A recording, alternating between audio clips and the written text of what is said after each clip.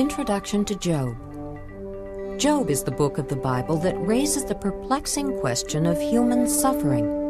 If God is in control and loving, then why does he allow suffering? Here, Job is clearly a blameless man who suffers gravely from the loss of his children, most of his servants, and all that he owned. Then he is afflicted physically with painful sores all over his body. Nevertheless, he refuses to curse God. Job's friends attempt to comfort him, though they insist that he has done wrong. But Job defends his integrity. Finally, God speaks. Many date the events of Job very early, before the time of Moses. Through this penetrating drama, we observe that all of suffering must be seen in the light of the cosmic struggle of Satan against God. Through it, we begin to understand that God is sovereign and just in all his ways, even when we don't know or can't understand his purposes. Job, chapter 1. In the land of Uz, there lived a man whose name was Job. This man was blameless and upright. He feared God and shunned evil. He had 7 sons and 3 daughters, and he owned 7,000 sheep, 3,000 camels, 500 yoke of oxen, and 500 donkeys, and had a large number of servants. He was the greatest man among all the people of the East. His sons used to take turns holding feasts in their homes, and they would invite their 3 sisters to eat and drink with them. When a period of feasting had run its course, Job would send and have them purified. Early in the morning he would sacrifice a burnt offering for each of them, thinking, "Perhaps my children have sinned and cursed God in their hearts." This was Job's regular custom. One day the angels came to present themselves before the Lord, and Satan also came with them. The Lord said to Satan, "Where have you come from?" Satan answered the Lord, "From roaming the earth and going back and forth in it." Then the Lord said to Satan, "Have you considered my servant Job? There is no one on earth like him. He is blameless and upright, a man who fears God and shuns evil." "Does Job fear God for nothing?" Satan replied. "Have you not put a hedge around him and his household and everything he has?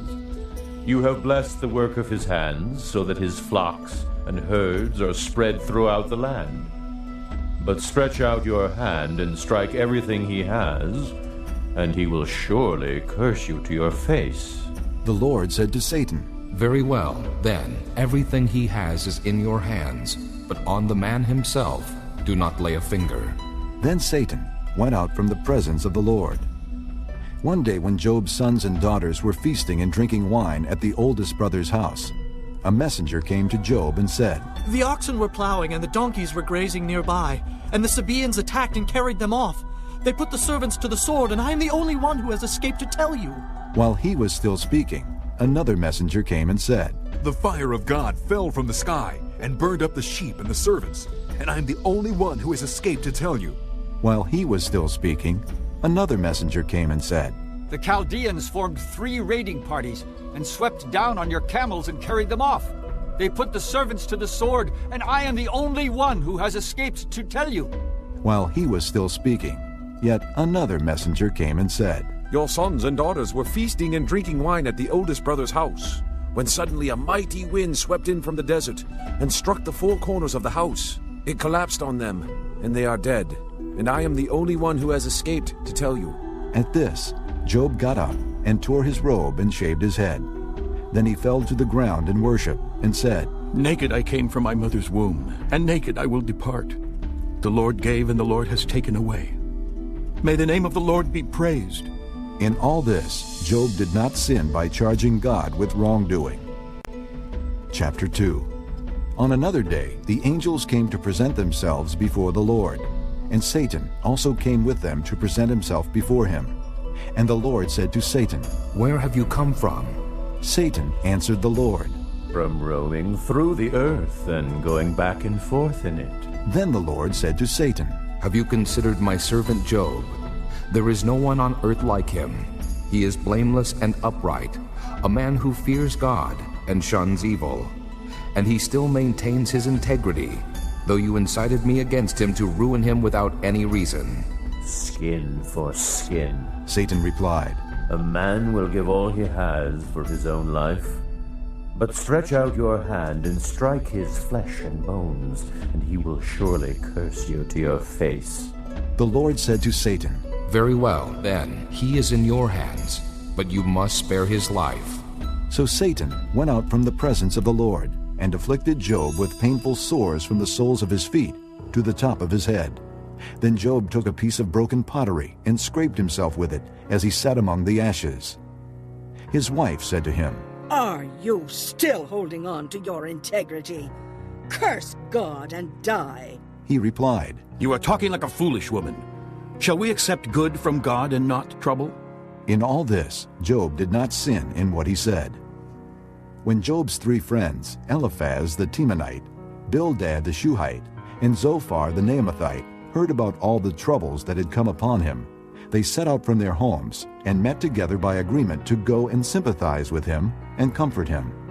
When they saw him from a distance, they could hardly recognize him. They began to weep aloud, and they tore their robes and sprinkled dust on their heads. Then they sat on the ground with him for 7 days and 7 nights. No one said a word to him, because they saw how great his suffering was. Chapter 3.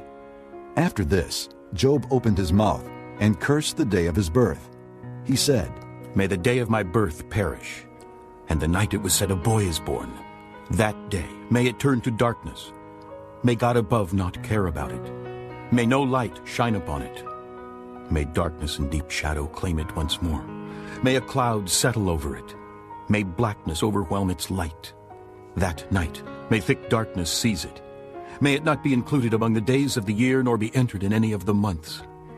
May that night be barren. May no shout of joy be heard in it.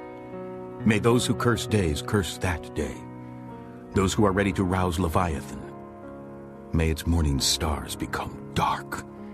May it wait for daylight in vain and not see the first rays of dawn, for it did not shut the doors of the womb on me to hide trouble from my eyes. Why did I not perish at birth and die as I came from the womb? Why were there knees to receive me and breasts that I might be nursed? For now I would be lying down in peace.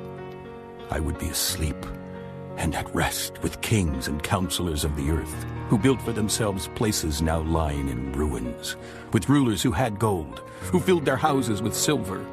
Or why was I not hidden in the ground like a stillborn child, like an infant who never saw the light of day? There the wicked cease from turmoil, and there the weary are at rest.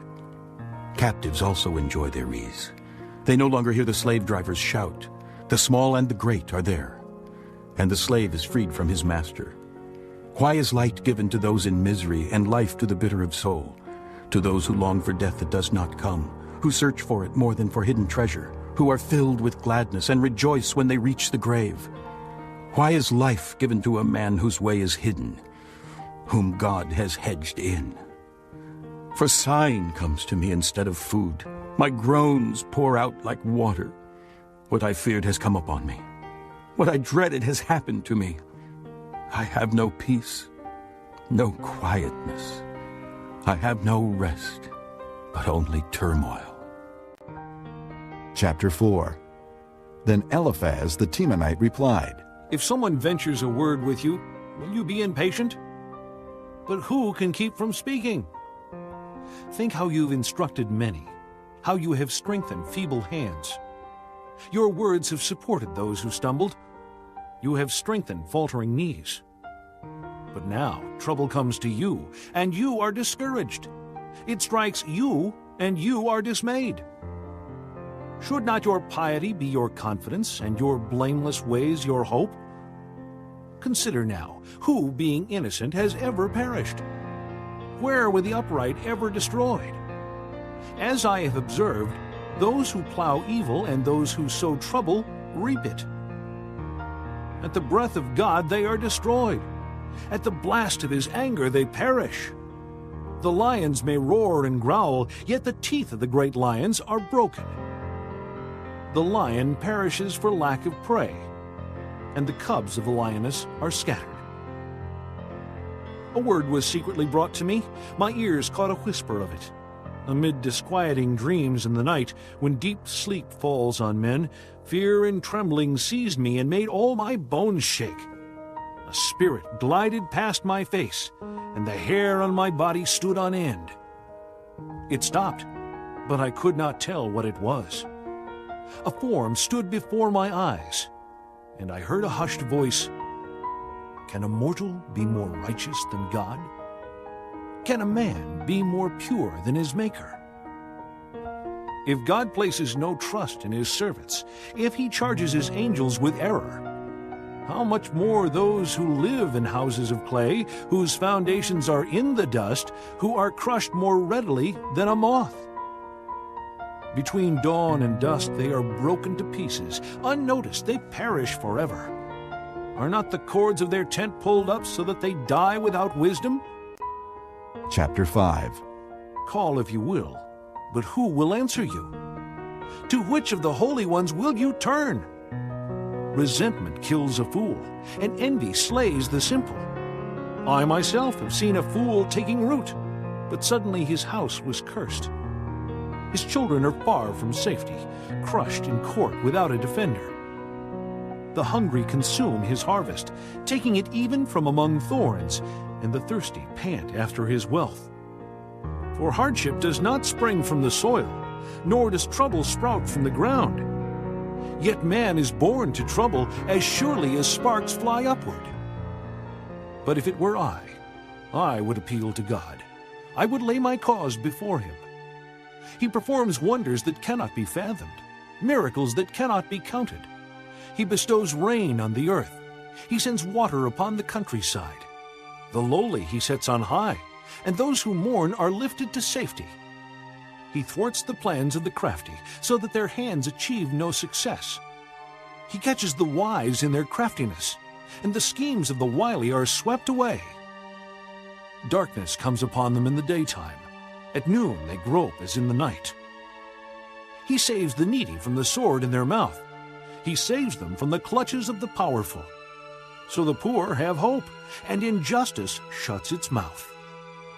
Blessed is the man whom God corrects. So do not despise the discipline of the Almighty. For he wounds, but he also binds up. He injures, but his hands also heal. From 6 calamities he will rescue you. In 7, no harm will befall you. In famine he will ransom you from death, and in battle from the stroke of the sword. You will be protected from the lash of the tongue, and need not fear when destruction comes. You will laugh at destruction and famine, and need not fear the beasts of the earth.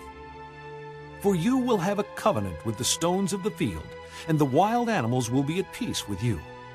You will know that your tent is secure. You will take stock of your property and find nothing missing. You will know that your children will be many, and your descendants like the grass of the earth.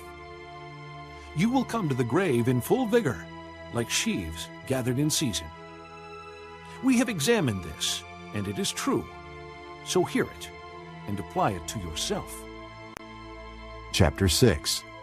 Then Job replied, If only my anguish could be weighed and all my misery be placed on the scales. It would surely outweigh the sands of the seas. No wonder my words have been impetuous. The arrows of the Almighty are in me. My spirit drinks in their poison. God's terrors are marshaled against me. Does a wild donkey bray when it has grass, or an ox bellow when it has fodder? Is tasteless food eaten without salt, or is there flavor in the white of an egg? I refuse to touch it. Such food makes me ill. Oh, that I might have my request, that God would grant what I hope for, that God would be willing to crush me, to let loose his hand and cut me off. Then I would still have this consolation, my joy in unrelenting pain, that I had not denied the words of the Holy One. What strength do I have that I should still hope? What prospects that I should be patient?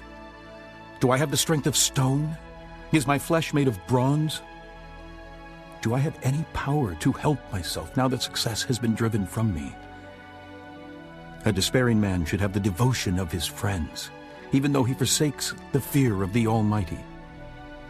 But my brothers are as undependable as intermittent streams, as the streams that overflow when darkened by thawing ice and swollen with melting snow, but that cease to flow in the dry season, and in the heat vanish from their channels. Caravans turn aside from their routes. They go up into the wasteland and perish. The caravans of Tema look for water. The traveling merchants of Sheba look in hope. They are distressed, because they had been confident. They arrived there only to be disappointed. Now you too have proved to be of no help. You see something dreadful and are afraid. Have I ever said, "Give something on my behalf, pay a ransom for me from your wealth, deliver me from the hand of the enemy, ransom me from the clutches of the ruthless"?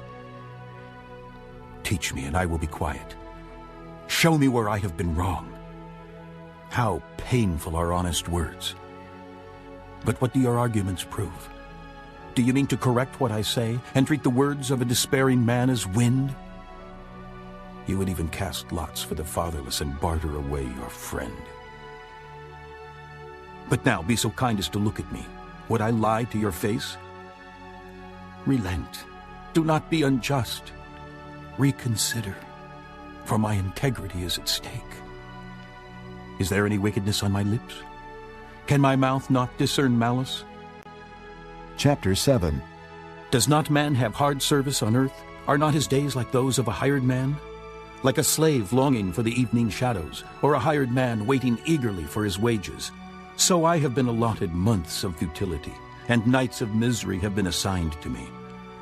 When I lie down, I think, how long before I get up? The night drags on, and I toss till dawn.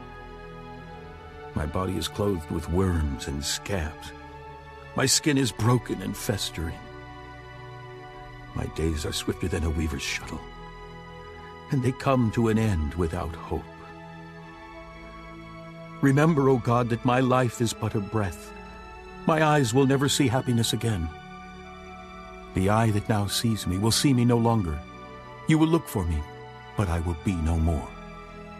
As a cloud vanishes and is gone, so he who goes down to the grave does not return. He will never come to his house again. His place will know him no more. Therefore I will not keep silent. I will speak out in the anguish of my spirit. I will complain in the bitterness of my soul. Am I the sea or the monster of the deep that you put me under guard? When I think my bed will comfort me and my couch will ease my complaint, even then you frighten me with dreams and terrify me with visions, so that I prefer strangling and death rather than this body of mine. I despise my life. I would not live forever. Let me alone. My days have no meaning. What is man that you make so much of him, that you give him so much attention, that you examine him every morning and test him every moment? Will you never look away from me, or let me alone even for an instant? If I have sinned, what have I done to you, O watcher of men? Why have you made me your target? Have I become a burden to you? Why do you not pardon my offenses and forgive my sins? For I will soon lie down in the dust. You will search for me, but I will be no more. Chapter 8. Then Bildad the Shuhite replied, How long will you say such things? Your words are a blustering wind. Does God pervert justice? Does the Almighty pervert what is right? When your children sinned against him, he gave them over to the penalty of their sin.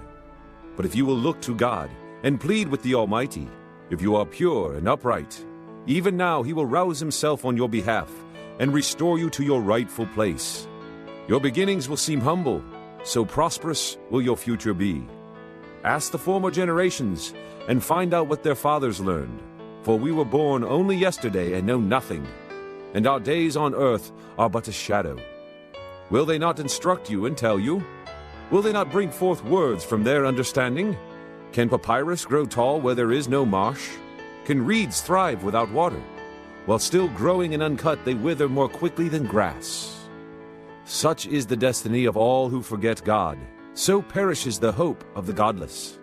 What he trusts in is fragile. What he relies on is a spider's web. He leans on his web but it gives way. He clings to it, but it does not hold.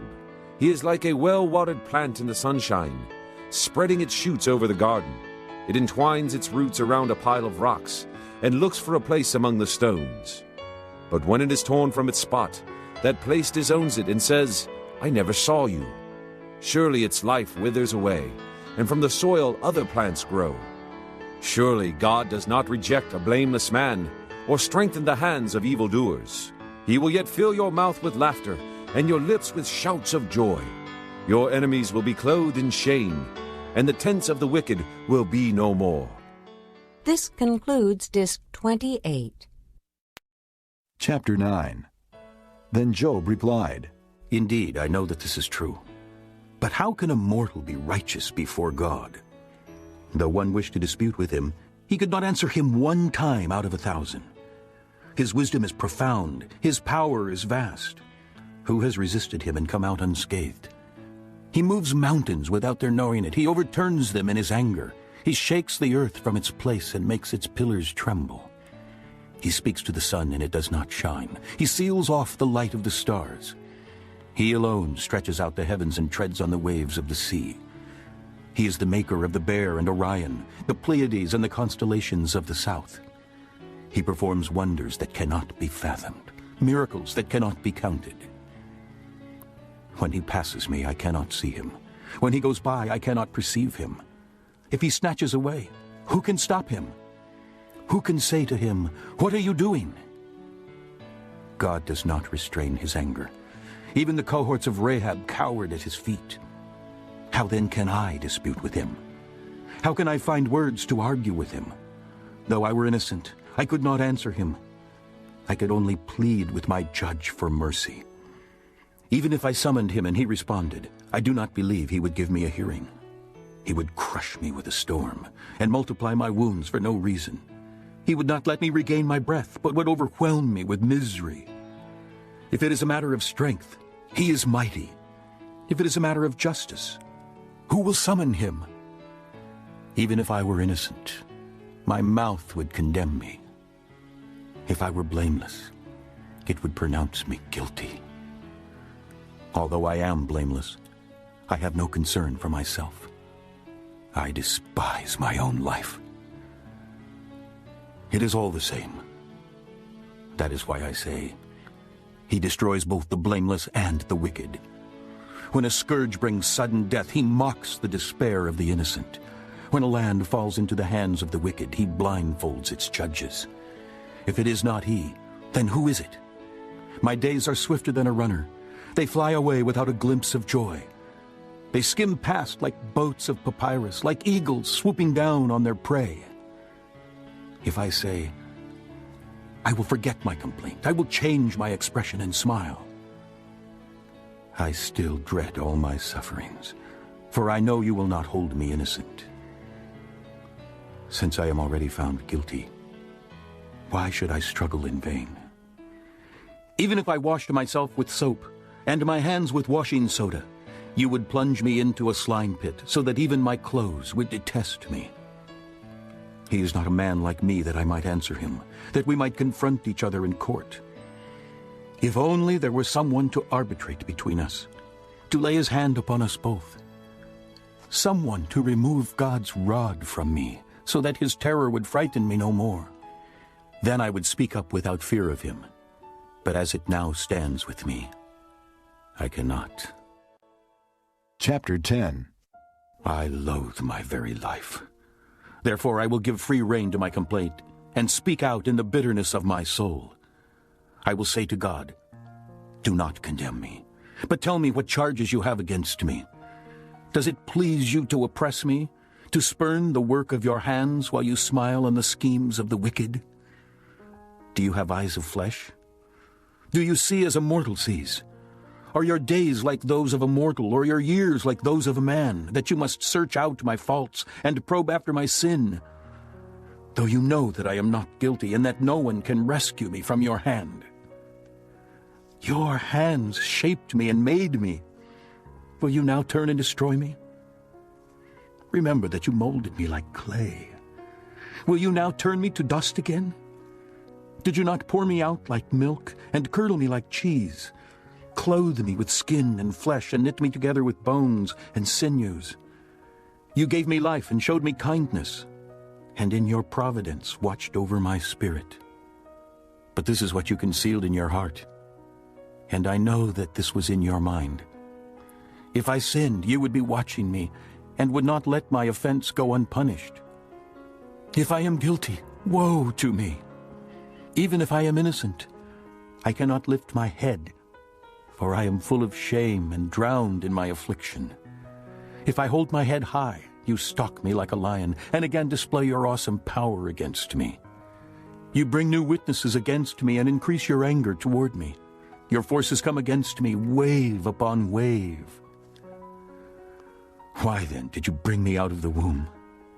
I wish I had died before any eye saw me. If only I had never come into being, or had been carried straight from the womb to the grave. Are not my few days almost over? Turn away from me so I can have a moment's joy before I go to the place of no return, to the land of gloom and deep shadow, to the land of deepest night, of deep shadow and disorder, where even the light is like darkness. Chapter 11. Then Zophar the Naamathite replied, Are all these words to go unanswered? Is this talker to be vindicated? Will your idle talk reduce men to silence? Will no one rebuke you when you mock? You say to God, My beliefs are flawless, and I am pure in your sight. Oh, how I wish that God would speak, that he would open his lips against you, and disclose to you the secrets of wisdom, for true wisdom has two sides. Know this, God has even forgotten some of your sin. Can you fathom the mysteries of God? Can you probe the limits of the Almighty? They are higher than the heavens. What can you do? They are deeper than the depths of the grave. What can you know? Their measure is longer than the earth and wider than the sea. If he comes along and confines you in prison and convenes a court, can you oppose him? Surely he recognizes deceitful men. And when he sees evil, does he not take note? But a witless man can no more become wise than a wild donkey's colt can be born a man. Yet if you devote your heart to him, and stretch out your hands to him, if you put away the sin that is in your hand, and allow no evil to dwell in your tent, then you will lift up your face without shame. You will stand firm and without fear.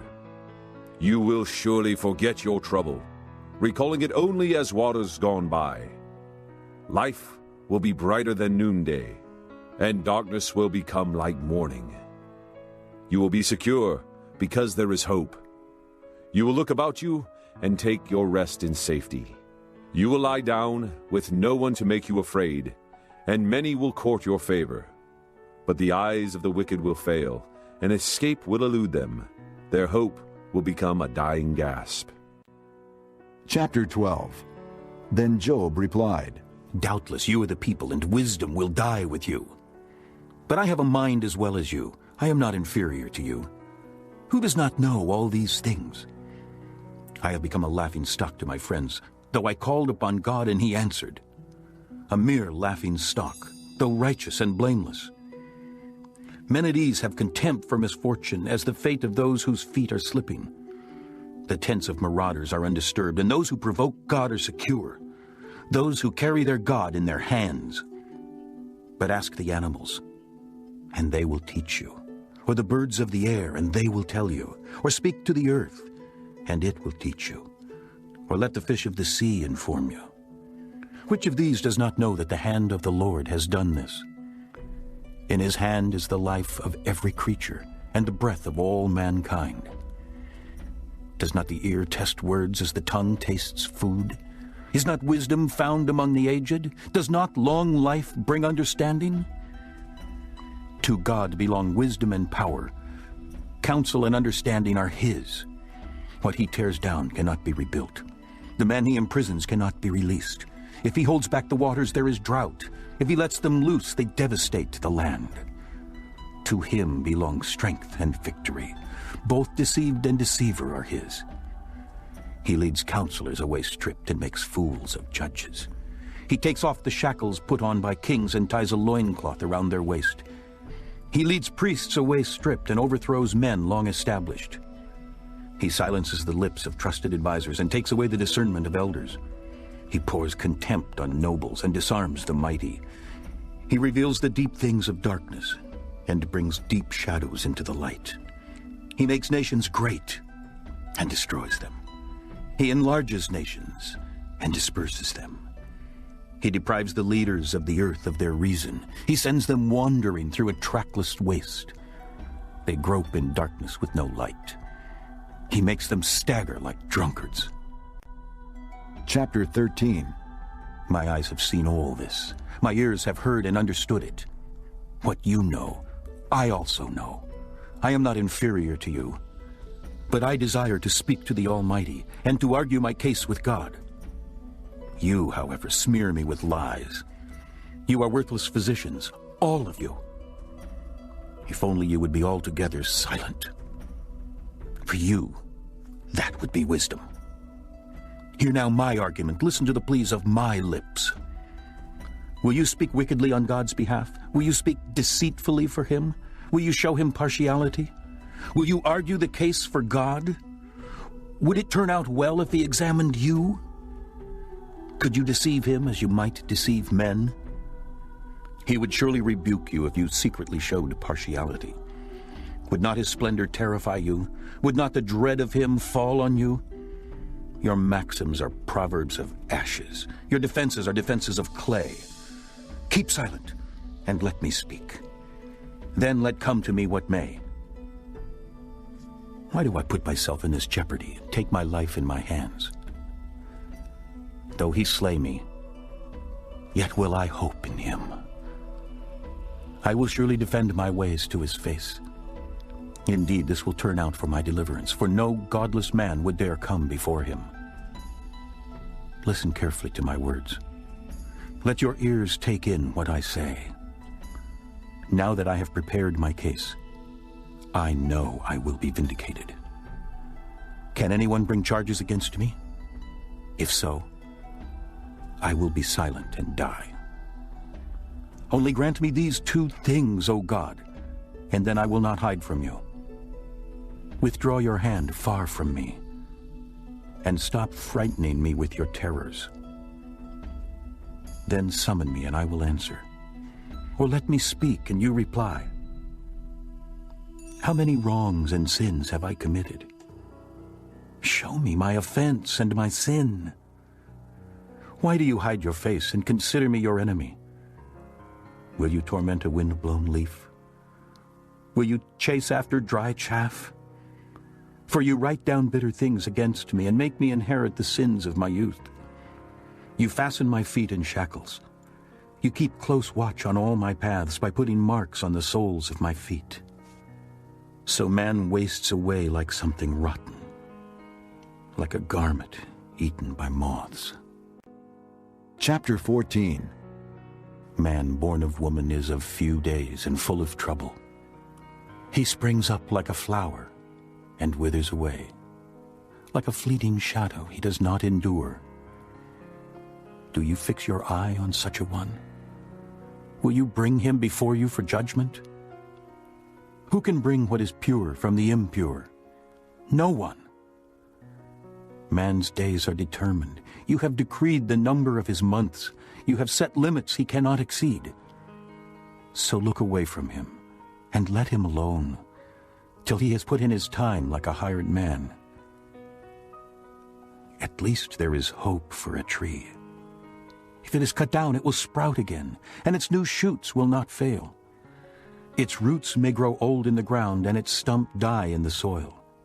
Yet at the scent of water it will bud and put forth shoots like a plant. But man dies and is laid low. He breathes his last and is no more. As water disappears from the sea, or a riverbed becomes parched and dry, so man lies down and does not rise. Till the heavens are no more, men will not awake or be roused from their sleep. If only you would hide me in the grave and conceal me till your anger has passed. If only you would set me a time and then remember me. If a man dies, will he live again? All the days of my hard service I will wait for my renewal to come. You will call, and I will answer you. You will long for the creature your hands have made. Surely then you will count my steps, but not keep track of my sin. My offenses will be sealed up in a bag. You will cover over my sin. But as a mountain erodes and crumbles, and as a rock is moved from its place, as water wears away stones and torrents wash away the soil, so you destroy man's hope. You overpower him once for all, and he is gone. You change his countenance and send him away. If his sons are honored, he does not know it. If they are brought low, he does not see it. He feels but the pain of his own body, and mourns only for himself. Chapter 15. Then Eliphaz the Temanite replied, Would a wise man answer with empty notions, or fill his belly with the hot east wind? Would he argue with useless words, with speeches that have no value? But you even undermine piety and hinder devotion to God. Your sin prompts your mouth. You adopt the tongue of the crafty. Your own mouth condemns you, not mine. Your own lips testify against you. Are you the first man ever born? Were you brought forth before the hills? Do you listen in on God's counsel? Do you limit wisdom to yourself? What do you know that we do not know? What insights do you have that we do not have? The gray-haired and the aged are on our side, men even older than your father. Are God's consolations not enough for you, words spoken gently to you? Why has your heart carried you away? And why do your eyes flash, so that you vent your rage against God and pour out such words from your mouth? What is man that he could be pure, or one born of woman that he could be righteous? If God places no trust in his holy ones, if even the heavens are not pure in his eyes, how much less man, who is vile and corrupt, who drinks up evil like water? Listen to me, and I will explain to you. Let me tell you what I have seen, what wise men have declared, hiding nothing received from their fathers, to whom alone the land was given when no alien passed among them. All his days the wicked man suffers torment, the ruthless through all the years stored up for him. Terrifying sounds fill his ears. When all seems well, marauders attack him. He despairs of escaping the darkness. He is marked for the sword. He wanders about, food for vultures. He knows the day of darkness is at hand. Distress and anguish fill him with terror. They overwhelm him, like a king poised to attack, because he shakes his fist at God and vaunts himself against the Almighty, defiantly charging against him with a thick, strong shield. Though his face is covered with fat and his waist bulges with flesh, he will inhabit ruined towns and houses where no one lives, houses crumbling to rubble. He will no longer be rich, and his wealth will not endure, nor will his possessions spread over the land. He will not escape the darkness. A flame will wither his shoots, and the breath of God's mouth will carry him away. Let him not deceive himself by trusting what is worthless, for he will get nothing in return. Before his time he will be paid in full, and his branches will not flourish. He will be like a vine stripped of its unripe grapes, like an olive tree shedding its blossoms. For the company of the godless will be barren, and fire will consume the tents of those who love bribes. They conceive trouble and give birth to evil. Their womb fashions deceit. Chapter 16. Then Job replied, I have heard many things like these. Miserable comforters are you all. Will your long-winded speeches never end? What ails you that you keep on arguing? I also could speak like you, if you were in my place. I could make fine speeches against you and shake my head at you. But my mouth would encourage you. Comfort from my lips would bring you relief. Yet if I speak, my pain is not relieved. And if I refrain, it does not go away. Surely, O God, you have worn me out. You have devastated my entire household. You have bound me, and it has become a witness. My gauntness rises up and testifies against me. God assails me and tears me in his anger and gnashes his teeth at me. My opponent fastens on me his piercing eyes. Men open their mouths to jeer at me. They strike my cheek in scorn and unite together against me. God has turned me over to evil men and thrown me into the clutches of the wicked. All was well with me, but he shattered me. He seized me by the neck and crushed me. He has made me his target. His archers surround me. Without pity, he pierces my kidneys and spills my gall on the ground. Again and again, he bursts upon me. He rushes at me like a warrior. I have sewed sackcloth over my skin and buried my brow in the dust. My face is red with weeping. Deep shadows ring my eyes. Yet my hands have been free of violence, and my prayer is pure. O earth, do not cover my blood. May my cry never be laid to rest. Even now my witness is in heaven. My advocate is on high. My intercessor is my friend as my eyes pour out tears to God. On behalf of a man, he pleads with God as a man pleads for his friend. Only a few years will pass before I go on the journey of no return. Chapter 17. My spirit is broken. My days are cut short. The grave awaits me. Surely mockers surround me. My eyes must dwell on their hostility. Give me, O God, the pledge you demand. Who else will put up security for me? You have closed their minds to understanding. Therefore you will not let them triumph. If a man denounces his friends for reward, the eyes of his children will fail. God has made me a byword to everyone, a man in whose face people spit. My eyes have grown dim with grief. My whole frame is but a shadow. Upright men are appalled at this. The innocent are aroused against the ungodly. Nevertheless, the righteous will hold to their ways, and those with clean hands will grow stronger.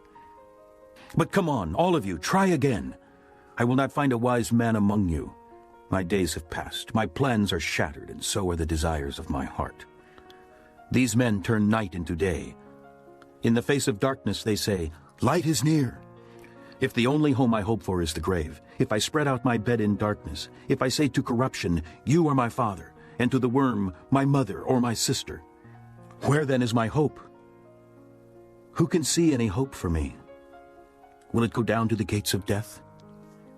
Will we descend together into the dust? Chapter 18. Then Bildad the Shuhite replied, When will you end these speeches? Be sensible, and then we can talk. Why are we regarded as cattle, and considered stupid in your sight? You who tear yourself to pieces in your anger, is the earth to be abandoned for your sake? Or must the rocks be moved from their place? The lamp of the wicked is snuffed out. The flame of his fire stops burning. The light in his tent becomes dark. The lamp beside him goes out. The vigor of his step is weakened. His own schemes throw him down. His feet thrust him into a net, and he wanders into its mesh. A trap seizes him by the heel. A snare holds him fast. A noose is hidden for him on the ground. A trap lies in his path. Terrors startle him on every side and dog his every step. Calamity is hungry for him. Disaster is ready for him when he falls. It eats away parts of his skin. Death's firstborn devours his limbs. He is torn from the security of his tent and marched off to the king of terrors. Fire resides in his tent. Burning sulfur is scattered over his dwelling. His roots dry up below, and his branches wither above. The memory of him perishes from the earth. He has no name in the land. He is driven from light into darkness, and is banished from the world. He has no offspring or descendants among his people, no survivor where once he lived. Men of the West are appalled at his fate. Men of the East are seized with horror. Surely such is the dwelling of an evil man. Such is the place of one who knows not God. Chapter 19. Then Job replied, How long will you torment me and crush me with words? 10 times now you have reproached me. Shamelessly you attack me. If it is true that I have gone astray, my error remains my concern alone. If indeed you would exalt yourselves above me and use my humiliation against me, then know that God has wronged me and drawn his net around me. Though I cry, I have been wronged, I get no response. Though I call for help, there is no justice. He has blocked my way so I cannot pass. He has shrouded my paths in darkness. He has stripped me of my honor and removed the crown from my head. He tears me down on every side till I am gone. He uproots my hope like a tree. His anger burns against me. He counts me among his enemies. His troops advance in force. They build a siege ramp against me and encamp around my tent. He has alienated my brothers from me. My acquaintances are completely estranged from me. My kinsmen have gone away. My friends have forgotten me. My guests and my maidservants count me a stranger. They look upon me as an alien. I summon my servant, but he does not answer, though I beg him with my own mouth. My breath is offensive to my wife. I am loathsome to my own brothers. Even the little boys scorn me. When I appear, they ridicule me. All my intimate friends detest me. Those I love have turned against me. I am nothing but skin and bones. I have escaped with only the skin of my teeth. Have pity on me, my friends. Have pity, for the hand of God has struck me. Why do you pursue me as God does? Will you never get enough of my flesh? Oh, that my words were recorded, that they were written on a scroll, that they were inscribed with an iron tool on lead, or engraved in rock forever. I know that my Redeemer lives, and that in the end he will stand upon the earth. And after my skin has been destroyed, yet in my flesh I will see God. I myself will see him with my own eyes, I and not another. How my heart yearns within me! If you say, how we will hound him, since the root of the trouble lies in him, you should fear the sword yourselves. For wrath will bring punishment by the sword, and then you will know that there is judgment. Chapter 20. Then Zophar the Naamathite replied, My troubled thoughts prompt me to answer because I am greatly disturbed. I hear a rebuke that dishonors me, and my understanding inspires me to reply. Surely you know how it has been from of old, ever since man was placed on the earth, that the mirth of the wicked is brief, the joy of the godless lasts but a moment. Though his pride reaches to the heavens, and his head touches the clouds, he will perish forever, like his own dung. Those who have seen him will say, Where is he? Like a dream he flies away, no more to be found, banished like a vision of the night. The eye that saw him will not see him again. His place will look on him no more. His children must make amends to the poor. His own hands must give back his wealth. The youthful vigor that fills his bones will lie with him in the dust. Though evil is sweet in his mouth, and he hides it under his tongue, though he cannot bear to let it go, and keeps it in his mouth, yet his food will turn sour in his stomach. It will become the venom of serpents within him. He will spit out the riches he swallowed. God will make his stomach vomit them up. He will suck the poison of serpents.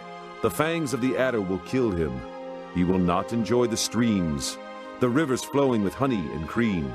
What he toiled for, he must give back uneaten. He will not enjoy the profit from his trading. For he has oppressed the poor and left them destitute. He has seized houses he did not build. Surely he will have no respite from his craving. He cannot save himself by his treasure. Nothing is left for him to devour. His prosperity will not endure. In the midst of his plenty, distress will overtake him. The full force of misery will come upon him. When he has filled his belly, God will vent his burning anger against him and rain down his blows upon him. Though he flees from the iron weapon, a bronze-tipped arrow pierces him. He pulls it out of his back, the gleaming point out of his liver. Terrors will come over him. Total darkness lies in wait for his treasures. A fire unfanned will consume him and devour what is left in his tent. The heavens will expose his guilt. The earth will rise up against him. A flood will carry off his house, rushing waters on the day of God's wrath. Such is the fate God allots the wicked, the heritage appointed for them by God. Chapter 21. Then Job replied, Listen carefully to my words. Let this be the consolation you give me. Bear with me while I speak, and after I have spoken, mock on. Is my complaint directed to man? Why should I not be impatient? Look at me and be astonished. Clap your hand over your mouth. When I think about this, I am terrified. Trembling seizes my body. Why do the wicked live on, growing old and increasing in power? They see their children established around them, their offspring before their eyes. Their homes are safe and free from fear. The rod of God is not upon them. Their bulls never fail to breed. Their cows calve and do not miscarry. They send forth their children as a flock. Their little ones dance about. They sing to the music of tambourine and harp. They make merry to the sound of the flute. They spend their years in prosperity and go down to the grave in peace. Yet they say to God, Leave us alone. We have no desire to know your ways. Who is the Almighty that we should serve him? What would we gain by praying to him? But their prosperity is not in their own hands. So I stand aloof from the counsel of the wicked. Yet how often is the lamp of the wicked snuffed out? How often does calamity come upon them, the fate God allots in his anger? How often are they like straw before the wind, like chaff swept away by a gale? It is said, God stores up a man's punishment for his sons. Let him repay the man himself, so that he will know it. Let his own eyes see his destruction. Let him drink of the wrath of the Almighty. For what does he care about the family he leaves behind when his allotted months come to an end? Can anyone teach knowledge to God, since he judges even the highest? One man dies in full vigor, completely secure and at ease, his body well-nourished, his bones rich with marrow. Another man dies in bitterness of soul, never having enjoyed anything good. Side by side they lay in the dust, and worms cover them both. I know full well what you are thinking, the schemes by which you would wrong me. You say, Where now is the great man's house, the tents where wicked men lived? Have you never questioned those who travel? Have you paid no regard to their accounts?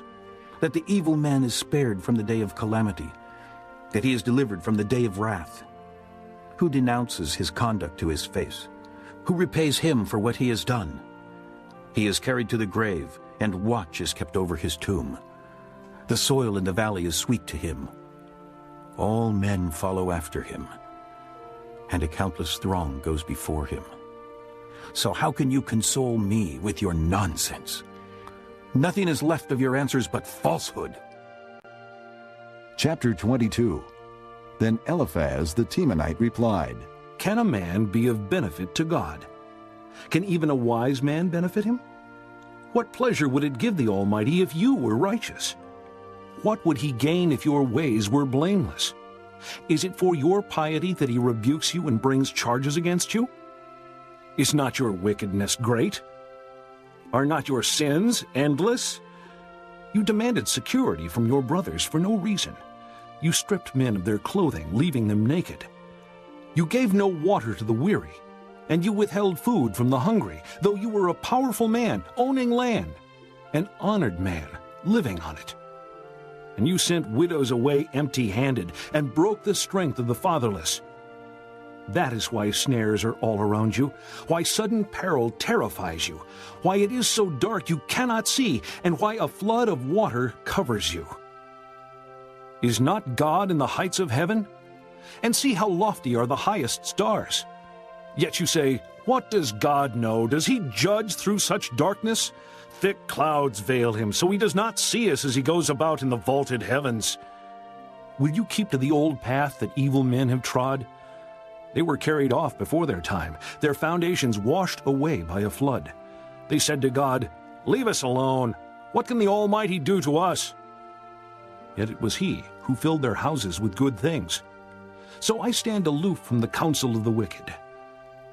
The righteous see their ruin and rejoice. The innocent mock them, saying, "Surely our foes are destroyed, and fire devours their wealth." Submit to God and be at peace with him. In this way prosperity will come to you. Accept instruction from his mouth, and lay up his words in your heart. If you return to the Almighty, you will be restored. If you remove wickedness far from your tent, and assign your nuggets to the dust, your gold of Ophir to the rocks in the ravines, then the Almighty will be your gold, the choicest silver for you. Surely then you will find delight in the Almighty, and will lift up your face to God. You will pray to him, and he will hear you, and you will fulfill your vows. What you decide on will be done, and light will shine on your ways. When men are brought low and you say, "Lift them up," then he will save the downcast. He will deliver even one who is not innocent, who will be delivered through the cleanness of your hands. Chapter 23. Then Job replied, Even today my complaint is bitter. His hand is heavy, in spite of my groaning. If only I knew where to find him. If only I could go to his dwelling. I would state my case before him and fill my mouth with arguments. I would find out what he would answer me, and consider what he would say. Would he oppose me with great power? No, he would not press charges against me. There an upright man could present his case before him, and I would be delivered forever from my judge. But if I go to the east, he is not there. If I go to the west, I do not find him. When he is at work in the north, I do not see him. When he turns to the south, I catch no glimpse of him. But he knows the way that I take. When he has tested me, I will come forth as gold. My feet have closely followed his steps. I have kept to his way without turning aside. I have not departed from the commands of his lips. I have treasured the words of his mouth more than my daily bread. But he stands alone, and who can oppose him? He does whatever he pleases. He carries out his decree against me, and many such plans he still has in store. That is why I am terrified before him. When I think of all this, I fear him. God has made my heart faint. The Almighty has terrified me. Yet I am not silenced by the darkness, by the thick darkness that covers my face. Chapter 24. Why does the Almighty not set times for judgment? Why must those who know him look in vain for such days? Men move boundary stones, they pasture flocks they have stolen, they drive away the orphan's donkey and take the widow's ox in pledge. They thrust the needy from the path and force all the poor of the land into hiding. Like wild donkeys in the desert, the poor go about their labor of foraging food. The wasteland provides food for their children. They gather fodder in the fields and glean in the vineyards of the wicked. Lacking clothes, they spend the night naked. They have nothing to cover themselves in the cold. They are drenched by mountain rains and hug the rocks for lack of shelter. The fatherless child is snatched from the breast. The infant of the poor is seized for a debt. Lacking clothes, they go about naked. They carry the sheaves, but still go hungry. They crush olives among the terraces. They tread the wine presses, yet suffer thirst. The groans of the dying rise from the city, and the souls of the wounded cry out for help. But God charges no one with wrongdoing. There are those who rebel against the light, who do not know its ways or stay in its paths. When daylight is gone, the murderer rises up and kills the poor and needy. In the night he steals forth like a thief. The eye of the adulterer watches for dusk. He thinks, "No eye will see me," and he keeps his face concealed. In the dark, men break into houses, but by day they shut themselves in. They want nothing to do with the light. For all of them, deep darkness is their morning. They make friends with the terrors of darkness. Yet they are foam on the surface of the water. Their portion of the land is cursed so that no one goes into the vineyards. As heat and drought snatch away the melted snow, so the grave snatches away those who have sinned. The womb forgets them. The worm feasts on them. Evil men are no longer remembered, but are broken like a tree. They prey on the barren and the childless woman, and to the widow show no kindness. But God drags away the mighty by his power. Though they become established, they have no assurance of life. He may let them rest in a feeling of security, but his eyes are on their ways. For a little while they are exalted, and then they are gone. They are brought low and gathered up like all others. They are cut off like heads of grain. If this is not so, who can prove me false and reduce my words to nothing? Chapter 25. Then Bildad the Shuhite replied, Dominion and awe belong to God. He establishes order in the heights of heaven. Can his forces be numbered? Upon whom does his light not rise? How then can a man be righteous before God? How can one born of woman be pure? If even the moon is not bright and the stars are not pure in his eyes, how much less man, who is but a maggot, a son of man, who is only a worm? Chapter 26. Then Job replied, How you have helped the powerless, how you have saved the arm that is feeble. What advice you have offered to one without wisdom, and what great insight you have displayed. Who has helped you utter these words, and whose spirit spoke from your mouth? The dead are in deep anguish, as beneath the waters and all that live in them. Death is naked before God. Destruction lies uncovered. He spreads out the northern skies over empty space. He suspends the earth over nothing. He wraps up the waters in his clouds, yet the clouds do not burst under their weight. He covers the face of the full moon, spreading his clouds over it. He marks out the horizon on the face of the waters for a boundary between light and darkness. The pillars of the heavens quake, aghast at his rebuke. By his power he churned up the sea. By his wisdom he cut Rahab to pieces. By his breath the skies became fair. His hand pierced the gliding serpent.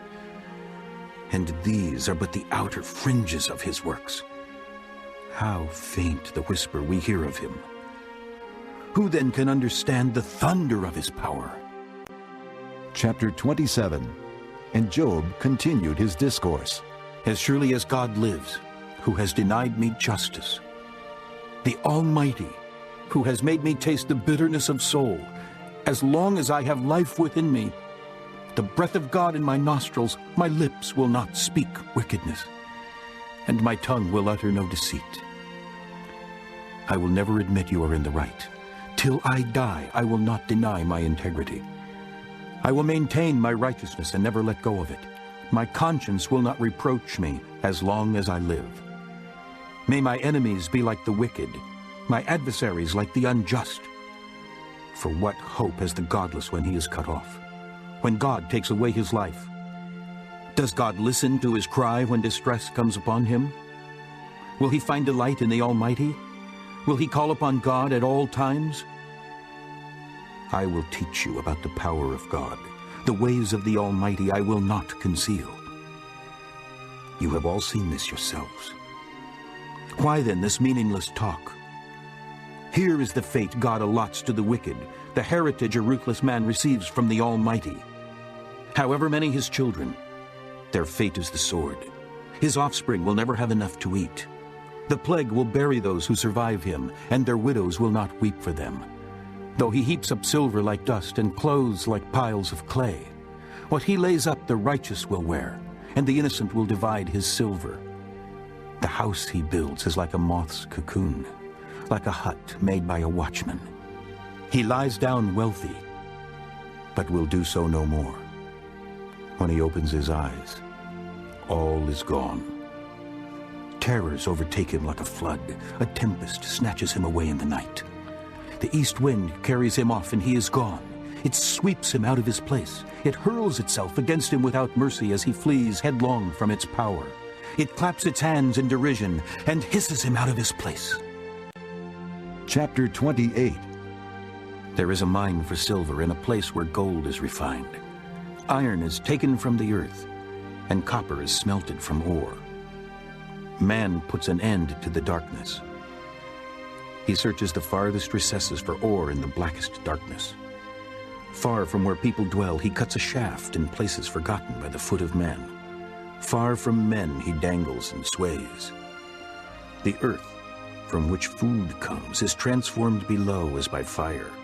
Sapphires come from its rocks, and its dust contains nuggets of gold. No bird of prey knows that hidden path. No falcon's eye has seen it. Proud beasts do not set foot on it, and no lion prowls there. Man's hand assaults the flinty rock and lays bare the roots of the mountains. He tunnels through the rock. His eyes see all its treasures. He searches the sources of the rivers and brings hidden things to light. But where can wisdom be found? Where does understanding dwell? Man does not comprehend its worth. It cannot be found in the land of the living. The deep says, "It is not in me." The sea says, "It is not with me." It cannot be bought with the finest gold, nor can its price be weighed in silver. It cannot be bought with the gold of Ophir, with precious onyx or sapphires. Neither gold nor crystal can compare with it, nor can it be had for jewels of gold. Coral and jasper are not worthy of mention. The price of wisdom is beyond rubies. The topaz of Cush cannot compare with it. It cannot be bought with pure gold. Where then does wisdom come from? Where does understanding dwell?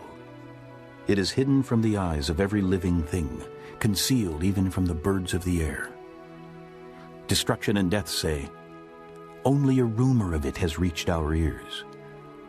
God understands the way to it, and he alone knows where it dwells.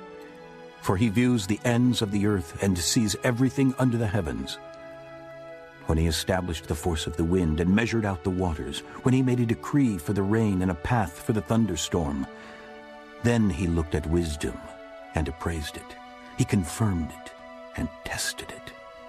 And he said to man, "The fear of the Lord, that is wisdom, and to shun evil is understanding." Chapter 29. Job continued his discourse. How I long for the months gone by, for the days when God watched over me, when his lamp shone upon my head, and by his light I walked through darkness. Oh, for the days when I was in my prime, when God's intimate friendship blessed my house, when the Almighty was still with me and my children were around me, when my path was drenched with cream and the rock poured out for me streams of olive oil. When I went to the gate of the city and took my seat in the public square, the young men saw me and stepped aside, and the old men rose to their feet. The chief men refrained from speaking and covered their mouths with their hands. The voices of the nobles were hushed, and their tongues stuck to the roof of their mouths. Whoever heard me spoke well of me, and those who saw me commended me, because I rescued the poor who cried for help, and the fatherless who had none to assist him. The man who was dying blessed me. I made the widow's heart sing. I put on righteousness as my clothing. Justice was my robe and my turban. I was eyes to the blind and feet to the lame. I was a father to the needy. I took up the case of the stranger. I broke the fangs of the wicked and snatched the victims from their teeth. I thought, I will die in my own house. My days are as numerous as the grains of sand.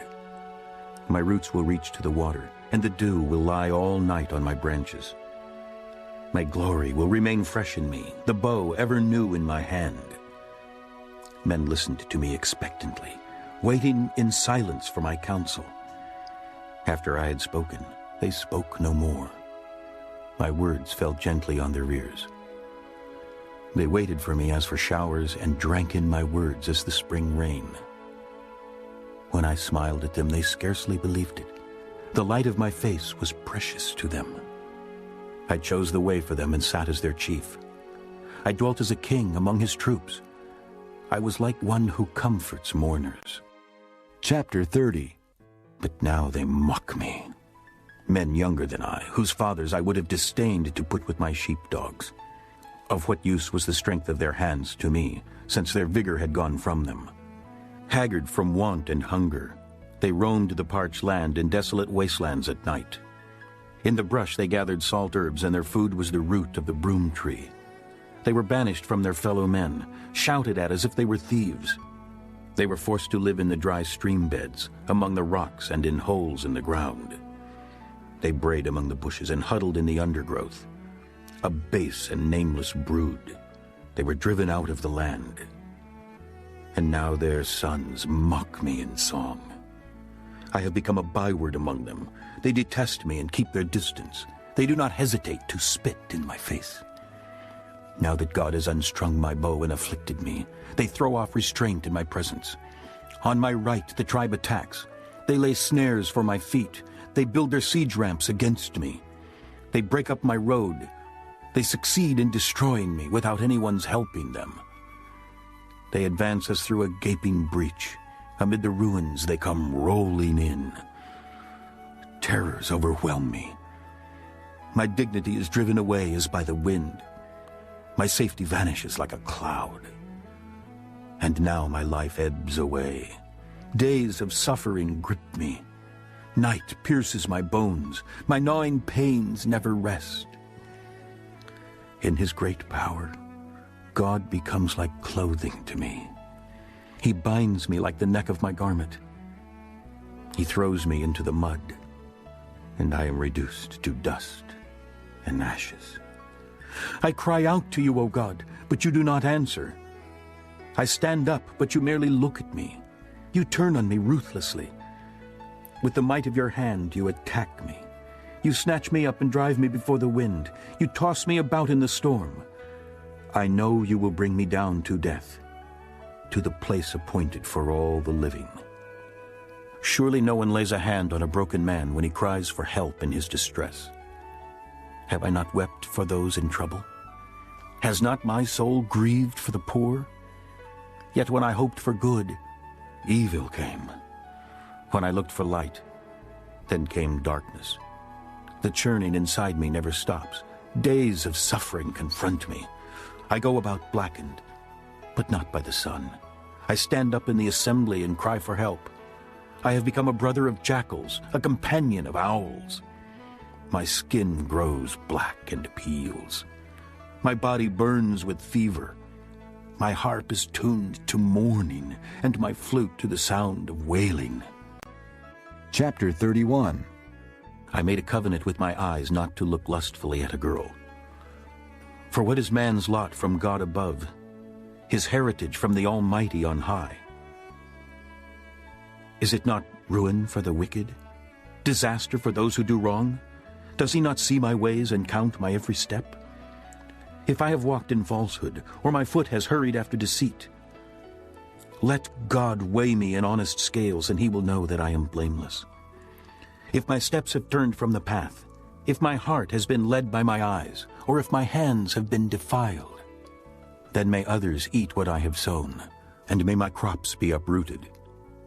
If my heart has been enticed by a woman, or if I have lurked at my neighbor's door, then may my wife grind another man's grain, and may other men sleep with her. For that would have been shameful, a sin to be judged. It is a fire that burns to destruction. It would have uprooted my harvest. If I have denied justice to my menservants and maidservants when they had a grievance against me, what will I do when God confronts me? What will I answer when called to account? Did not he who made me in the womb make them? Did not the same one form us both within our mothers? If I have denied the desires of the poor, or let the eyes of the widow grow weary, if I have kept my bread to myself, not sharing it with the fatherless, but from my youth I reared him as would a father, and from my birth I guided the widow. If I have seen anyone perishing for lack of clothing, or a needy man without a garment, and his heart did not bless me for warming him with the fleece from my sheep, if I have raised my hand against the fatherless, knowing that I had influence in court, then let my arm fall from the shoulder. Let it be broken off at the joint. For I dreaded destruction from God, and for fear of his splendor, I could not do such things. If I have put my trust in gold, or said to pure gold, you are my security. If I have rejoiced over my great wealth, the fortune my hands have gained. If I have regarded the sun in its radiance, or the moon moving in splendor, so that my heart was secretly enticed, and my hand offered them a kiss of homage, then these also would be sins to be judged, for I would have been unfaithful to God on high. If I have rejoiced at my enemy's misfortune, or gloated over the trouble that came to him, I have not allowed my mouth to sin by invoking a curse against his life. If the men of my household have never said, who has not had his fill of Job's meat? But no stranger had to spend the night in the street, for my door was always open to the traveler. If I have concealed my sin as men do, by hiding my guilt in my heart, because I so feared the crowd and so dreaded the contempt of the clans that I kept silent and would not go outside. Oh, that I had someone to hear me! I sign now my defense. Let the Almighty answer me. Let my accuser put his indictment in writing. Surely I would wear it on my shoulder. I would put it on like a crown. I would give him an account of my every step. Like a prince I would approach him. If my land cries out against me and all its furrows are wet with tears, if I have devoured its yield without payment, or broken the spirit of its tenants, then let briars come up instead of wheat, and weeds instead of barley. The words of Job are ended. Chapter 32. So these three men stopped answering Job, because he was righteous in his own eyes. But Elihu, son of Barachel, the Buzite, of the family of Ram, became very angry with Job for justifying himself rather than God. He was also angry with the three friends, because they had found no way to refute Job, and yet had condemned him. Now Elihu had waited before speaking to Job, because they were older than he. But when he saw that the three men had nothing more to say, his anger was aroused. So Elihu, son of Barachel, the Buzite, said, I am young in years, and you are old. That is why I was fearful, not daring to tell you what I know. I thought, age should speak, advanced years should teach wisdom. But it is the spirit in a man, the breath of the Almighty, that gives him understanding. It is not only the old who are wise, not only the aged who understand what is right. Therefore I say, listen to me. I too will tell you what I know. I waited while you spoke. I listened to your reasoning. While you were searching for words, I gave you my full attention. But not one of you has proved Job wrong. None of you has answered his arguments. Do not say, we have found wisdom. Let God refute him, not man. But Job has not marshaled his words against me, and I will not answer him with your arguments. They are dismayed and have no more to say. Words have failed them. Must I wait now that they are silent, now that they stand there with no reply? I too will have my say. I too will tell what I know. For I am full of words, and the spirit within me compels me. Inside I am like bottled up wine, like new wineskins ready to burst. I must speak and find relief. I must open my lips and reply. I will show partiality to no one, nor will I flatter any man, for if I were skilled in flattery, my Maker would soon take me away. Chapter 33. But now, Job, listen to my words. Pay attention to everything I say. I am about to open my mouth. My words are on the tip of my tongue. My words come from an upright heart. My lips sincerely speak what I know. The Spirit of God has made me. The breath of the Almighty gives me life. Answer me then if you can. Prepare yourself and confront me. I am just like you before God. I too have been taken from clay. No fear of me should alarm you, nor should my hand be heavy upon you. But you have said in my hearing, I heard the very words, I am pure and without sin. I am clean and free from guilt. Yet God has found fault with me. He considers me his enemy. He fastens my feet in shackles. He keeps close watch on all my paths. But I tell you, in this you are not right, for God is greater than man. Why do you complain to him that he answers none of man's words? For God does speak, now one way, now another, though man may not perceive it. In a dream, In a vision of the night, when deep sleep falls on men as they slumber in their beds, he may speak in their ears and terrify them with warnings, to turn man from wrongdoing and keep him from pride, to preserve his soul from the pit, his life from perishing by the sword. Or a man may be chastened on a bed of pain with constant distress in his bones, so that his very being finds food repulsive and his soul loathes the choicest meal. His flesh wastes away to nothing, and his bones, once hidden, now stick out.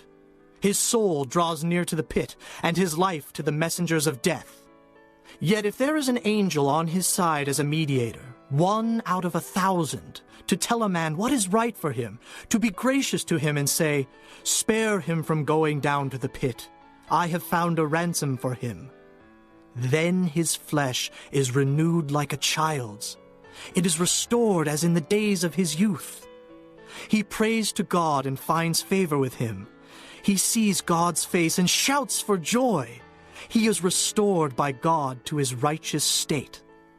Then he comes to men and says, "I sinned and perverted what was right, but I did not get what I deserved. He redeemed my soul from going down to the pit, and I will live to enjoy the light." God does all these things to a man, twice, even 3 times, to turn back his soul from the pit, that the light of life may shine on him. Pay attention, Job, and listen to me. Be silent, and I will speak. If you have anything to say, answer me. Speak up, for I want you to be cleared. But if not, then listen to me. Be silent, and I will teach you wisdom. Chapter 34.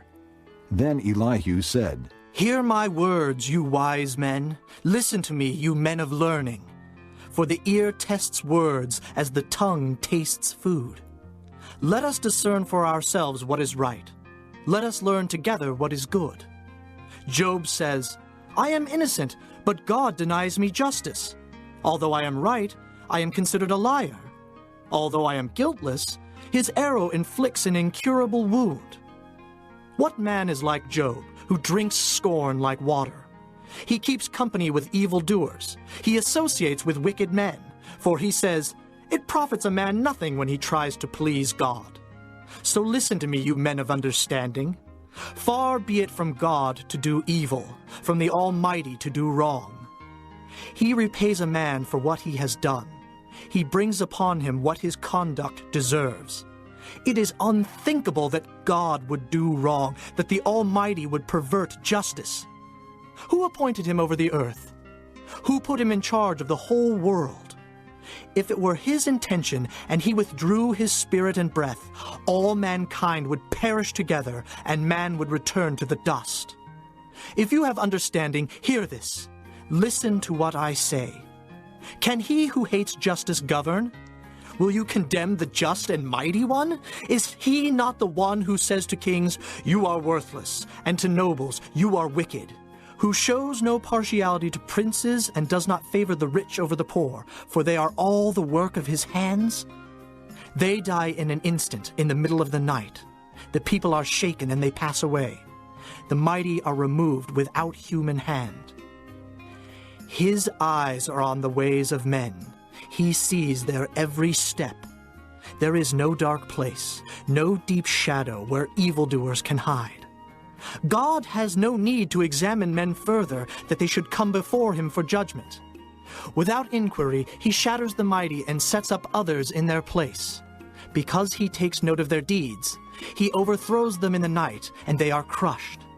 He punishes them for their wickedness, where everyone can see them, because they turned from following him and had no regard for any of his ways. They caused the cry of the poor to come before him, so that he heard the cry of the needy.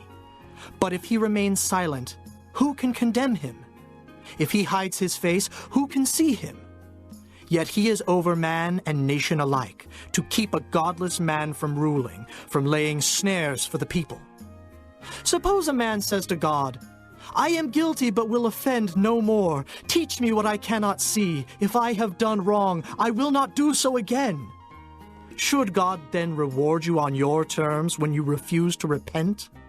You must decide. Not I. So tell me what you know. Men of understanding declare, wise men who hear me say to me, Job speaks without knowledge, his words lack insight. Oh, that Job might be tested to the utmost for answering like a wicked man. To this sin he adds rebellion. Scornfully he claps his hands among us and multiplies his words against God. Chapter 35. Then Elihu said, Do you think this is just? You say, I will be cleared by God. Yet you ask him, what profit is it to me, and what do I gain by not sinning? I would like to reply to you and to your friends with you. Look up at the heavens and see. Gaze at the clouds so high above you. If you sin, how does that affect him? If your sins are many, what does that do to him? If you are righteous, what do you give to him, or what does he receive from your hand? Your wickedness affects only a man like yourself, and your righteousness only the sons of men. Men cry out under a load of oppression. They plead for relief from the arm of the powerful. But no one says, Where is God my Maker, who gives songs in the night, who teaches more to us than to the beasts of the earth, and makes us wiser than the birds of the air? He does not answer when men cry out because of the arrogance of the wicked. Indeed, God does not listen to their empty plea. The Almighty pays no attention to it. How much less, then, will he listen when you say that you do not see him, that your case is before him and you must wait for him, and further, that his anger never punishes and he does not take the least notice of wickedness? So Job opens his mouth with empty talk. Without knowledge, he multiplies words. Chapter 36. Elihu continued, Bear with me a little longer, and I will show you that there is more to be said in God's behalf. I get my knowledge from afar. I will ascribe justice to my Maker. Be assured that my words are not false. One perfect in knowledge is with you. God is mighty, but does not despise men. He is mighty and firm in his purpose. He does not keep the wicked alive, but gives the afflicted their rights. He does not take his eyes off the righteous. He enthrones them with kings and exalts them forever. But if men are bound in chains, held fast by cords of affliction, he tells them what they have done, that they have sinned arrogantly. He makes them listen to correction and commands them to repent of their evil. If they obey and serve him, they will spend the rest of their days in prosperity and their years in contentment. But if they do not listen, they will perish by the sword and die without knowledge. The godless in heart harbor resentment. Even when he fetters them, they do not cry for help. They die in their youth, among male prostitutes of the shrines. But those who suffer, he delivers in their suffering. He speaks to them in their affliction. He is wooing you from the jaws of distress to a spacious place free from restriction, to the comfort of your table laden with choice food. But now you are laden with the judgment due the wicked. Judgment and justice have taken hold of you. Be careful that no one entices you by riches. Do not let a large bribe turn you aside. Would your wealth, or even all your mighty efforts, sustain you so you would not be in distress? Do not long for the night, to drag people away from their homes. Beware of turning to evil, which you seem to prefer to affliction. God is exalted in his power. Who is a teacher like him? Who has prescribed his ways for him, or said to him, You have done wrong? Remember to extol his work, which men have praised in song. All mankind has seen it. Men gaze on it from afar. How great is God, beyond our understanding! The number of his years is past finding out. He draws up the drops of water which distill as rain to the streams. The clouds pour down their moisture, and abundant showers fall on mankind. Who can understand how he spreads out the clouds, how he thunders from his pavilion? See how he scatters his lightning about him, bathing the depths of the sea. This is the way he governs the nations and provides food in abundance. He fills his hands with lightning and commands it to strike its mark. His thunder announces the coming storm. Even the cattle make known its approach. Chapter 37. At this my heart pounds and leaps from its place. Listen. Listen to the roar of his voice, to the rumbling that comes from his mouth. He unleashes his lightning beneath the whole heaven and sends it to the ends of the earth. After that comes the sound of his roar. He thunders with his majestic voice. When his voice resounds, he holds nothing back. God's voice thunders in marvelous ways. He does great things beyond our understanding. He says to the snow, "Fall on the earth," and to the rain shower, "Be a mighty downpour," so that all men he has made may know his work. He stops every man from his labor. The animals take cover. They remain in their dens. The tempest comes out from its chamber, the cold from the driving winds. The breath of God produces ice, and the broad waters become frozen. He loads the clouds with moisture. He scatters his lightning through them. At his direction, they swirl around over the face of the whole earth to do whatever he commands them.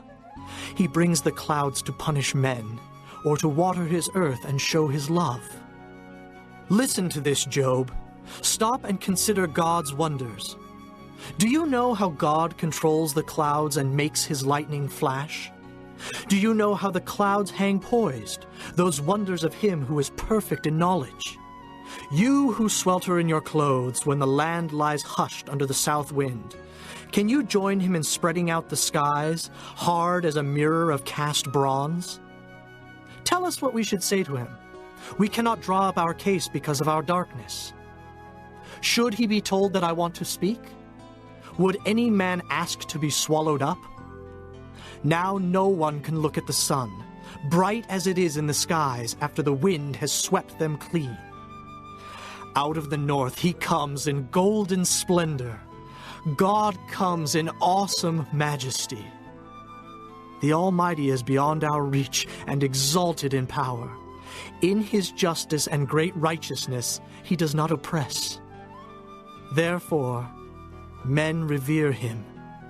For does he not have regard for all the wise in heart? This concludes Disc 29. Chapter 38. Then the Lord answered Job out of the storm. He said, Who is this that darkens my counsel with words without knowledge? Brace yourself like a man. I will question you, and you shall answer me. Where were you when I laid the earth's foundation? Tell me if you understand. Who marked off its dimensions? Surely you know. Who stretched a measuring line across it? On what were its footings set? Or who laid its cornerstone? While the morning stars sang together and all the angels shouted for joy. Who shut up the sea behind doors when it burst forth from the womb? When I made the clouds its garment and wrapped it in thick darkness, when I fixed limits for it and set its doors and bars in place, when I said, This far you may come and no farther. Here is where your proud waves halt. Have you ever given orders to the morning, or shown the dawn its place, that it might take the earth by the edges and shake the wicked out of it? The earth takes shape like clay under a seal. Its features stand out like those of a garment. The wicked are denied their light, and their upraised arm is broken. Have you journeyed to the springs of the sea, or walked in the recesses of the deep?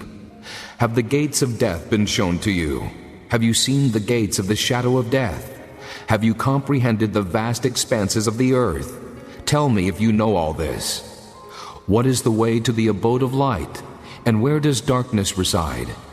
Can you take them to their places? Do you know the paths to their dwellings? Surely you know, for you were already born. You have lived so many years. Have you entered the storehouses of the snow, or seen the storehouses of the hail, which I reserve for times of trouble, for days of war and battle? What is the way to the place where the lightning is dispersed, or the place where the east winds are scattered over the earth? Who cuts a channel for the torrents of rain, and a path for the thunderstorm? to water a land where no man lives, a desert with no one in it, to satisfy a desolate wasteland and make it sprout with grass? Does the rain have a father? Who fathers the drops of dew? From whose womb comes the ice? Who gives birth to the frost from the heavens, when the waters become hard as stone, when the surface of the deep is frozen? Can you bind the beautiful Pleiades? Can you loose the cords of Orion? Can you bring forth the constellations in their seasons, or lead out the bear with its cubs? Do you know the laws of the heavens? Can you set up God's dominion over the earth? Can you raise your voice to the clouds and cover yourself with a flood of water? Do you send the lightning bolts on their way? Do they report to you, "Here we are"? Who endowed the heart with wisdom, or gave understanding to the mind? Who has the wisdom to count the clouds? Who can tip over the water jars of the heavens when the dust becomes hard and the clods of earth stick together? Do you hunt the prey for the lioness and satisfy the hunger of the lions when they crouch in their dens or lie in wait in a thicket? Who provides food for the raven when its young cry out to God and wander about for lack of food? Chapter 39. Do you know when the mountain goats give birth? Do you watch when the doe bears her fawn? Do you count the months till they bear? Do you know the time they give birth? They crouch down and bring forth their young. Their labor pains are ended. Their young thrive and grow strong in the wilds. They leave and do not return. Who let the wild donkey go free? Who untied his ropes? I gave him the wasteland as his home, the salt flats as his habitat. He laughs at the commotion in the town. He does not hear a driver's shout. He ranges the hills for his pasture and searches for any green thing. Will the wild ox consent to serve you? Will he stay by your manger at night? Can you hold him to the furrow with a harness? Will he till the valleys behind you? Will you rely on him for his great strength? Will you leave your heavy work to him? Can you trust him to bring in your grain and gather it to your threshing floor? The wings of the ostrich flap joyfully, but they cannot compare with the pinions and feathers of the stork. She lays her eggs on the ground and lets them warm in the sand, unmindful that a foot may crush them, that some wild animal may trample them. She treats her young harshly, as if they were not hers. She cares not that her labor was in vain, for God did not endow her with wisdom or give her a share of good sense. Yet, when she spreads her feathers to run, she laughs at horse and rider. Do you give the horse his strength, or clothe his neck with a flowing mane? Do you make him leap like a locust, striking terror with his proud snorting? He paws fiercely, rejoicing in his strength, and charges into the fray. He laughs at fear, afraid of nothing. He does not shy away from the sword. The quiver rattles against his side, along with the flashing spear and lance. In frenzied excitement, he eats up the ground. He cannot stand still when the trumpet sounds. At the blast of the trumpet he snorts, aha! He catches the scent of battle from afar, the shout of commanders and the battle cry. Does the hawk take flight by your wisdom and spread his wings toward the south? Does the eagle soar at your command and build his nest on high? He dwells on a cliff and stays there at night. A rocky crag is his stronghold. From there he seeks out his food. His eyes detect it from afar. His young ones feast on blood, and where the slain are, there is he. Chapter 40. The Lord said to Job, Will the one who contends with the Almighty correct him? Let him who accuses God answer him. Then Job answered the Lord, I am unworthy. How can I reply to you? I put my hand over my mouth. I spoke once, but I have no answer.